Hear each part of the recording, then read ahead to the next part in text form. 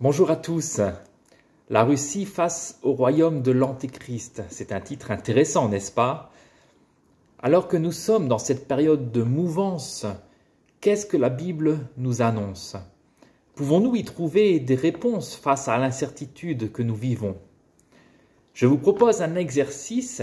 Nous allons aller tout à la fin de l'histoire telle qu'elle est racontée par la Bible et nous allons remonter le cours du temps pour tâcher de nous situer dans cette chronologie. Tout à la fin, il y aura une grande bataille et nous voyons que le roi du Septentrion se rebellera contre un roi despote, envahira les terres et ira jusqu'au pays d'Israël. Daniel chapitre 12 verset 40 nous rapporte cela en ces termes. Au temps de la fin, je lis, le roi du Midi se heurtera contre lui, contre ce roi despote, et le roi du Septentrion fondera sur lui comme une tempête, avec des chars et des cavaliers et avec de nombreux navires. Il s'avancera dans les terres, se répandra comme un torrent et débordera. Il entrera dans le plus beau des pays et plusieurs succomberont. Alors dans ce que je vais dire, il y a nécessairement une part d'interprétation et ce sera à vous de juger de la validité de cette interprétation. Je vais l'appuyer par différents versets pour montrer qu'elle prend en compte aussi les autres passages bibliques que je connais. Le verset que nous venons de lire évoque le plus beau des pays. Et nous pouvons facilement en déduire qu'il s'agit du pays d'Israël. Le contexte nous le dit puisque l'expression est déjà utilisée précédemment au chapitre 8, verset 9 et au chapitre 11, verset 16. Et les commentaires bibliques considèrent que ces versets ont déjà été accomplis tous les deux, au IIe siècle avant Jésus-Christ, toujours en lien avec le pays d'Israël.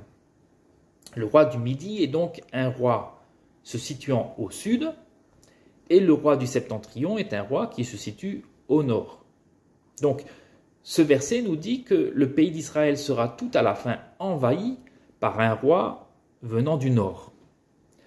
Le verset nous dit aussi qu'il y aura comme une rébellion du royaume du sud et du royaume du nord contre un roi despote qui fera ce qu'il voudra.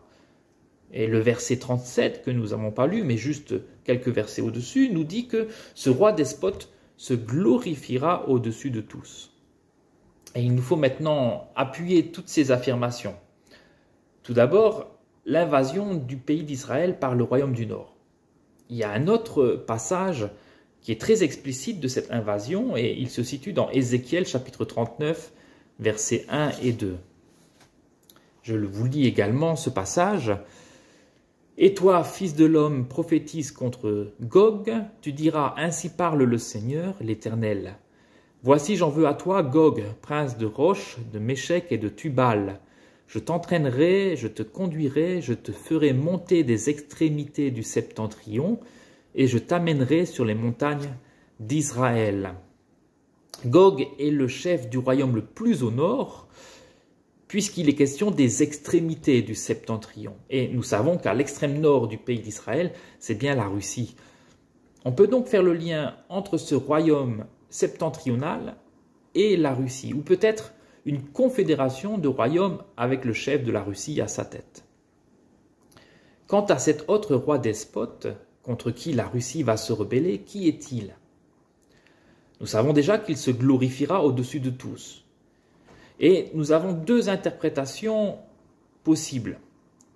Soit il s'agit du même personnage que celui décrit dans 2 Thessaloniciens 2, versets 3 et 4, un personnage qui lui aussi s'élève au-dessus de tout ce qu'on appelle Dieu. Je lis aussi ces deux versets dans 2 Thessaloniciens 2, 3 et 4, que personne ne vous séduise d'aucune manière, car il faut que l'apostasie soit arrivée auparavant et qu'on ait vu paraître l'homme du péché, le fils de la perdition, l'adversaire qui s'élève au-dessus de tout ce qu'on appelle Dieu ou de ce qu'on adore, jusqu'à s'asseoir dans le temple de Dieu, se proclamant lui-même Dieu. Cet autre personnage, si on regarde la première option, c'est tout simplement l'adversaire, l'homme du péché, le fils de la perdition. Comme dit ce verset, ces deux versets, celui qui est contre Christ, c'est-à-dire l'antéchrist. Il s'élèvera, nous dit ce passage, au-dessus de tout ce qu'on appelle Dieu et ira jusqu'à se proclamer Dieu en s'asseyant dans le troisième temple qui sera alors reconstruit.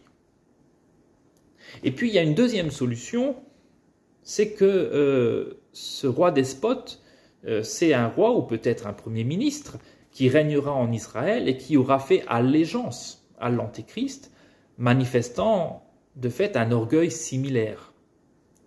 Cette deuxième interprétation est appuyée par le fait que le texte de Daniel chapitre 11 ajoute que ce roi honorera le Dieu des forteresses ou le Dieu de la force, d'après le verset 38, et qu'il encouragera chacun à reconnaître ce Dieu étranger. On peut alors imaginer très bien que ce roi invite ce Dieu étranger, l'Antéchrist, à s'asseoir dans le temple qu'il aura rebâti pour qu'il puisse se proclamer Dieu. Ce moment où l'adversaire ira s'asseoir dans le temple pour se proclamer Dieu, c'est un moment clé. Et nous pouvons faire le lien avec l'expression « l'abomination de la désolation » que l'on retrouve dans Matthieu chapitre 24, le verset 15, quand il est dit « C'est pourquoi lorsque vous verrez l'abomination de la désolation dont a parlé le prophète Daniel, établie en lieu saint, que celui qui dit « fasse attention ». Cette abomination va se produire en lieu saint, c'est-à-dire dans le temple. Et s'il est fait référence au prophète Daniel, c'est parce que Daniel précise qu'à partir de ce moment, il faudra compter 3 ans et demi pour être délivré. C'est dans les derniers versets de ce livre de Daniel, chapitre 12, verset 11. Depuis le temps où cessera le sacrifice perpétuel et où sera dressée l'abomination du dévastateur, il y aura 1290 jours. Alors au début de la vidéo, on a choisi de commencer par la fin, avec l'invasion de la Russie dans le pays d'Israël, et on arrive maintenant au milieu de la tribulation, avec ce moment spécial où l'Antéchrist ira s'asseoir dans le temple de Dieu. Et on continue maintenant de remonter le temps, et dans Matthieu chapitre 24, nous étions au verset 15, et si on remonte tout simplement quelques versets, nous arrivons au verset 6 et 7 qui disent « Vous entendrez parler de guerre et de bruit de guerre, gardez-vous d'être troublés. Car il faut que ces choses arrivent, mais ce ne sera pas encore la fin. Une nation s'élèvera contre une nation et un royaume contre un royaume, et il y aura en divers lieux des famines et des tremblements de terre. » On a l'impression d'être en plein dedans, n'est-ce pas? Voici maintenant une interprétation sur ce que nous vivons. Et si vous n'êtes pas d'accord, vous pouvez laisser des commentaires en dessous de la vidéo. Nous parlons en ce moment de guerre en Ukraine, et la tension monte entre tous les pays. Il y a des bruits de guerre. Un passage dans Jérémie nous explique ce qui doit se passer juste avant la chute de Babylone, qui est aussi le symbole de la ville qui accueillera le gouvernement de l'Antéchrist, si on considère un autre passage dans Apocalypse, chapitre 17, verset 18. Et je me questionne sur la possibilité que nous soyons en train de vivre au présent ce verset de Jérémie chapitre 51, verset 46. Que votre cœur ne se trouble point, dit ce passage, et ne vous effrayez pas des bruits qui se répandront dans le pays, car cette année surviendra un bruit et l'année suivante un autre bruit, la violence régnera dans le pays et un dominateur s'élèvera contre un autre dominateur. En février 2022, il y a eu un bruit avec cette invasion lancée par la Russie. Et le passage nous parle d'un autre bruit qui doit survenir 1 an après. Les 2 bruits successifs amèneront finalement la montée en puissance d'un dominateur capable de s'élever contre celui qui était à l'origine de ces bruits.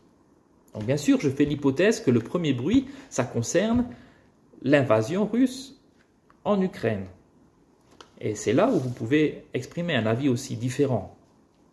Il s'agit donc de ma pensée personnelle, mais je considère qu'il est possible que cette invasion et ce deuxième bruit qui surviendra bientôt amènent finalement l'Europe à être changée en profondeur avec l'arrivée d'un dominateur capable de s'opposer à la Russie. Ce dominateur, pour moi, ne sera autre que l'Antéchrist qui imposera au monde son hégémonie.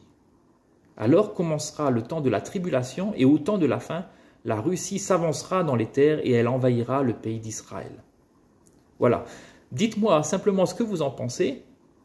Est-ce que vous pensez tout comme moi que ce déroulement fait du sens? Seriez-vous surpris si un deuxième bruit devait survenir prochainement? Le passage de Jérémie nous dit que votre cœur ne se trouble point. Et Jésus dit par ailleurs dans Jean 14, verset 1, que votre cœur ne se trouble point, croyez en Dieu et croyez en moi. Mon espérance, c'est que Jésus viendra nous chercher, comme il l'a dit dans les versets suivants. Lorsque je m'en serai allé et que je vous aurai préparé une place, je reviendrai et je vous prendrai avec moi afin que là où je suis, vous y soyez aussi. Je crois que Jésus viendra nous chercher avant ces temps de tribulation. Et s'il fallait encore citer un verset pour nous encourager, je citerai le verset 45 qui précède celui que nous venons de lire dans Jérémie chapitre 51, verset 46. Et donc au verset 45, « Sortez du milieu d'elle, mon peuple, et que chacun sauve sa vie en échappant à la colère ardente de l'Éternel. » Cette injonction, je crois que Jésus va nous permettre de la vivre.